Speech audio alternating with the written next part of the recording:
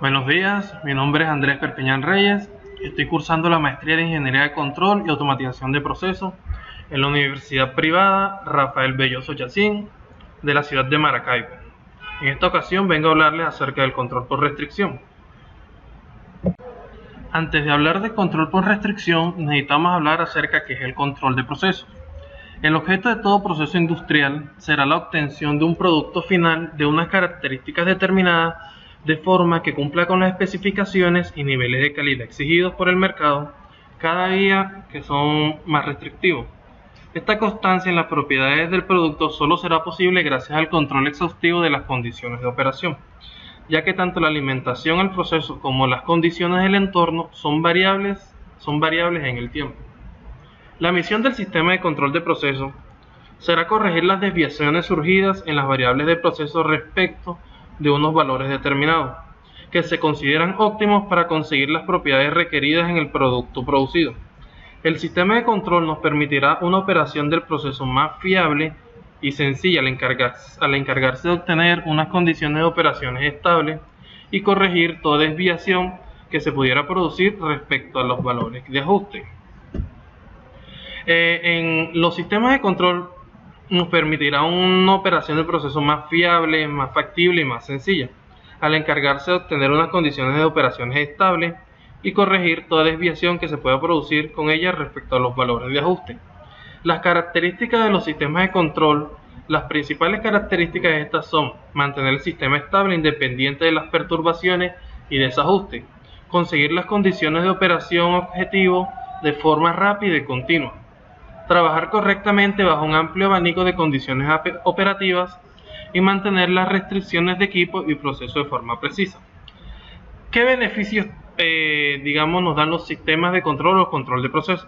El incremento de la productividad, la mejora de los rendimientos, la mejora de la calidad, el ahorro energético, el control medioambiental, la seguridad operativa, la optimización de la operación del proceso, utilización del equipo y el fácil acceso a los datos del proceso.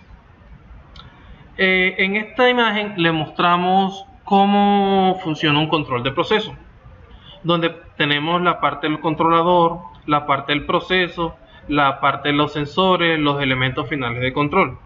Sabemos que el control de proceso consistirá en una recepción de unas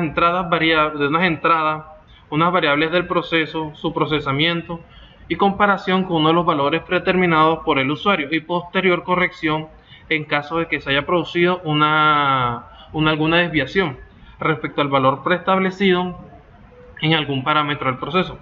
El bucle de control del proceso típico estará formado por los siguientes elementos, como son elementos de medida, que son los sensores, los elementos de control lógico, que son los controladores, los elementos de actuación, que son las válvulas, y los elementos finales de control, entre los cuales, pongamos en los elementos de medida los sensores, que son los que generan una señal indicativa de las condiciones del proceso.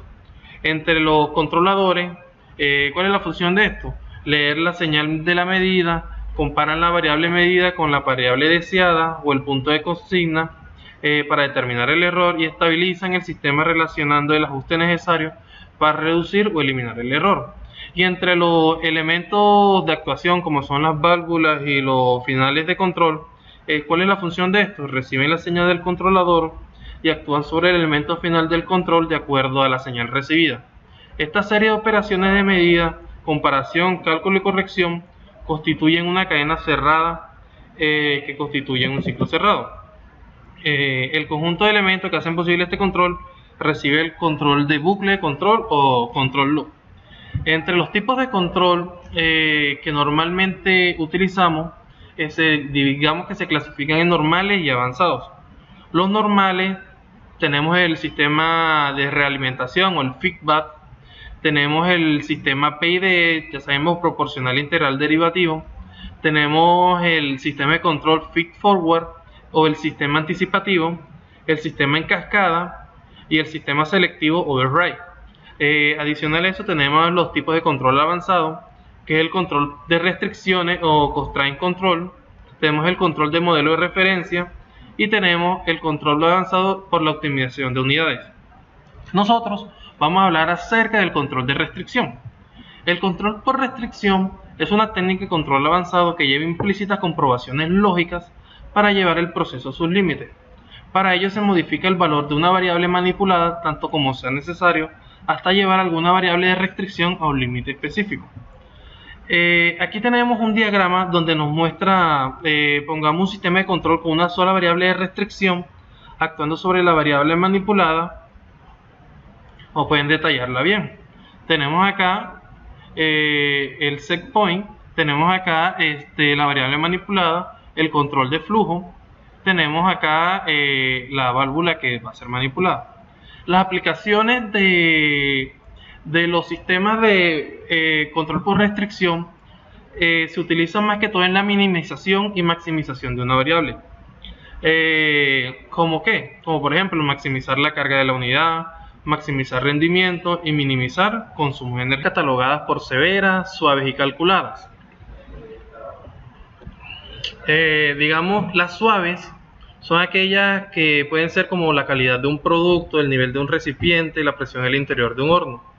Las severas, entre ellas se encuentran la posición de unas válvulas, la capacidad de las bombas, la presión máxima admisible previa al disparo de una válvula de seguridad, etc. Y entre las calculadas, en este grupo se encuentra la inundación de una columna de destilación, la severidad en un reactor, el ensuciamiento en un intercambiador de calor. Entre los procedimientos generales que se utilizan para el control por restricción tenemos el control proporcional y el control incremental. El control proporcional se basa en establecer una relación lineal continua entre el valor de la variable controlada y la posición del elemento final de control. Proporcional se basa en establecer una relación lineal continua entre el valor de la variable controlada y la posición del elemento final de control. Así la válvula de control se moverá el mismo valor para cada unidad de desviación. El control proporcional es usado a menudo en sistemas donde el valor de la variable controlada cambia constantemente en respuesta de los disturbios. El principio de operación del control proporcional puede ser ilustrado considerando cómo se controla la presión de un calentador.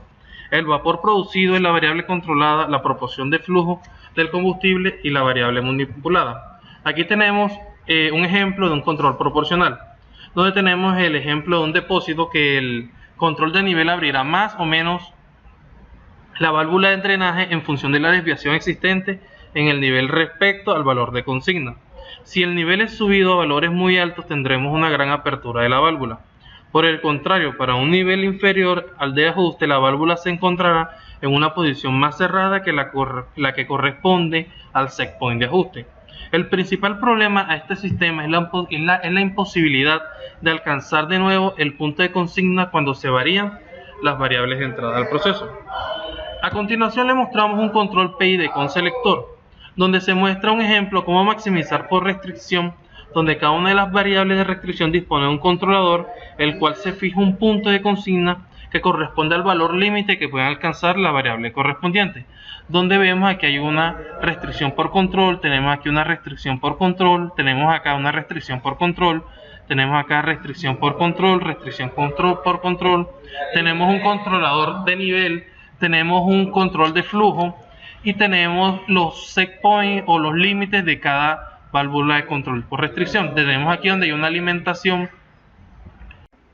Como podemos observar en el diagrama, cada controlador tiene un punto de consigna donde ya demuestra el valor límite que se puede alcanzar, digamos, la variable correspondiente.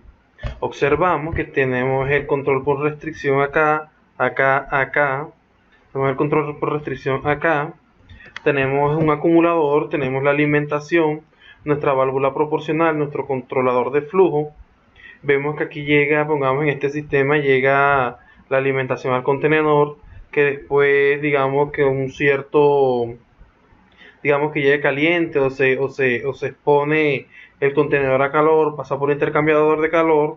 Aquí vemos que hay otro acumulador donde se deposita digamos la sustancia final y vemos aquí donde sale el producto final. Acá vemos digamos aquí donde dice fondo, digamos que puede decirse como la parte sucia de esa alimentación, y tenemos acá como el desecho de eso. Vemos que cada válvula tiene un controlador de flujo. Vemos que el tanque tiene un controlador de nivel. debe ser un control de nivel por presión, y vemos que cada uno tiene su valor de consigna. Desde el punto de vista teórico está claro que este sistema cumple todos los requerimientos al poder ajustar cada uno de los controladores de restricción. Por lo tanto, para sintonizar cada uno de ellos es necesario conocer lo mejor posible. Debemos conocer la dinámica de cada variable de restricción con respecto a la variable manipulada, la frecuencia y amplitud de los cambios de carga. Esto lleva implícito la necesidad de realizar pruebas en cada uno de los lazos de restricción para averiguar su dinámica. Dependiendo del tiempo muerto y respuesta del primer o segundo orden, cada lazo tendrá un ajuste de parámetros determinado con el objeto de proporcionar pequeños incrementos sobre la variable manipulada. Generalmente los controladores dispondrán de acciones proporcionales actuando sobre los cambios en las variables de proceso. Es decir, la salida de todos los controladores se envía a un selector de mínima señal, máxima si se trata de minimizar. Cuando ninguna variable de restricción está cerca de sus set point límites, las salidas tenderán a máximo, mientras que al acercarse al set point límite, las salidas tenderán a cero. La salida del selector de mínima señal es la variable de proceso de un controlador con acción proporcional actuando sobre ella. Mientras que el set point se fija al 50%, los movimientos en la salida deben ser pequeños y con respuesta lenta adaptada a la dinámica media de todos los controladores de restricción que intervienen en el sistema de control. Como se puede ver, la sintonía de todos y cada uno de los controladores que intervienen en el sistema no es nada fácil. Existe una dificultad adicional cuando en alguno de los controladores de restricción no se pueden realizar las pruebas necesarias para conocer la dinámica de control. A continuación, le vamos a mostrar un control incremental. Aquí vemos la imagen de un procedimiento de un control incremental donde para llevar a cabo la maximización utilizamos un sistema incremental a intervalos fijos de tiempo sobre la variable manipulada hasta alcanzar alguna restricción. Cuando se trata de minimizar, se debe seleccionar el incremento máximo. Este procedimiento lleva a cabo el proceso del control incremental de forma lineal, aunque este sistema es peor que el anterior desde el punto de vista teórico. Tiene la ventaja de ser más sencillo de implementar a hacer algunas aproximaciones. El tamaño de cada uno de los incrementos depende de la ganancia entre la variable manipulada y la variable de restricción. El tamaño del GAT está relacionada con la ganancia y la velocidad de respuesta de la variable de restricción. El sistema modifica el punto de consigna de la variable manipulada hasta alguna de las variables de restricción que se encuentra de una banda de control. La figura siguiente muestra un ejemplo en el cual el objetivo es maximizar una variable, es decir, dar incrementos positivos hasta que la variable de restricción alcance su zona gap. Cada uno de los cálculos incrementales compara el valor real de esa variable de restricción con su set point límite. En función en donde se encuentre la variable de restricción se pueden representar los siguientes casos. Cuando la variable de restricción es menor que el set point y que el gap, la salida del cálculo incremental tendrá un valor positivo constante fijado para cada variable. Cuando el set point y el gap es menor que la variable de restricción y menor que el set point. Al encontrarse la variable del proceso dentro de la banda de control deseada, la salida del cálculo incremental será igual a 0. Y cuando la variable de restricción es mayor al set point, la salida del cálculo incremental tendrá un valor de negativo constante fijado para cada variable.